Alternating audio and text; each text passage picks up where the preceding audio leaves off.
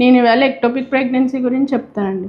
Ectopic pregnancy అంటే సాధారణంగా పిండం అన్నది గర్భసంచిలో ఫామ్ అవుతుందండి.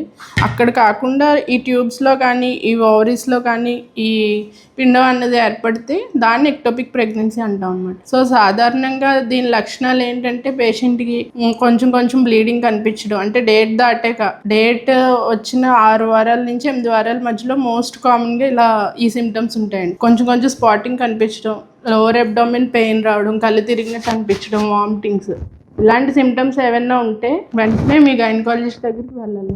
ఎందుకు అంటే ఈ ట్యూబ్లో వచ్చిన ప్రెగ్నెన్సీ దీని కెపాసిటీ ఏంటంటే 6 to 8 వీక్స్ వరకు ఇది ఎక్స్టెండ్ చేయగలండి. ఒకవేళ అది 8 వీక్స్ దాటేస్తే కనుక రప్చర్ అయిపోద్ది. రప్చర్ అయితే కనుక బ్లీడింగ్ అన్నది మనం ఆపలేమన్నమాట. సో ఇది ముందుగానే మీరు గైనకాలజిస్ట్ని సంప్రదిస్తే దానికి తగ్గ మెడికల్ మేనేజ్మెంట్ ఉంటుంది, సర్జికల్ మేనేజ్మెంట్ ఉంటుంది దానికి. సో ఎర్లీ వీక్స్లోనే మీరు వస్తే కనుక మెడికల్గా కూడా దీన్ని మనం అరికట్టగలం.